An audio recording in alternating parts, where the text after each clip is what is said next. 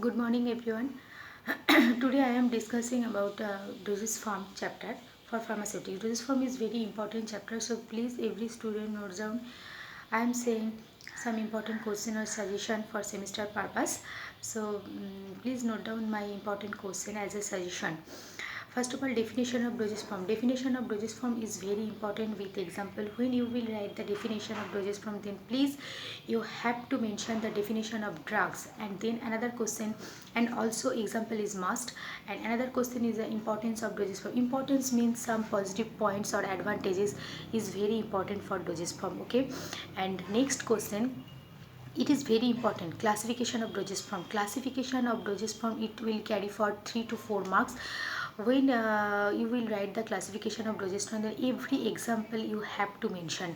Okay, so today I am discussing about solid dosage form. Already you know that there are 3 parts. Classification of dosage forms is divided into the 3 parts: solid dosage form, liquid dosage form, and semi solid dosage form. Today I am discussing only solid dosage form because this dosage form is very vast. So another class I will tell the liquid dosage form.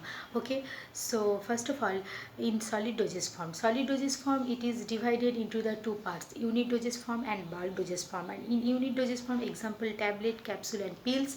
And in bulk dosage form, it is divided 2 parts: internal purpose and external purpose. Internal purpose, that means fine powder and granules and effervescent granules. Then these 3 parts are included into the internal purpose. That means these 3 parts are applied for internal purpose, and another part is external purpose. External purpose means dusting powder, insufflation, snaps, dentifrices, example tooth powder. So these are also example for the external purpose, dusting powder, external purpose, and these are used for the external purpose. The first of all, dusting powder is very important, and it will carry for 3 to 4 marks. Dusting powder, when you will write the dusting powder, write a short note of dusting powder, then answer will be first of all definition, preparation, and function. And another part, insufflation and snaps. There is a big question is difference between insufflation and snaps. It will be carry for 5 marks. Okay, so you know that already insufflation is used for medical dusting powder, and it is used into the various type of body cavities: nose, ear, throat, and vagina, rectal, etc. And snuffs, it is used for nostril purpose, just like a inhalation purpose. And dentifrices, example tooth powder. Dentifrices, this type of substance is used to clean our teeth, and in that case the various type of carbonate, magnesium carbonate, calcium carbonate, this carbonate it is used to maintain our proper teeth structure. And another question, effervescent granules, you know, without granules the dosage form is impossible, especially solid dosage form.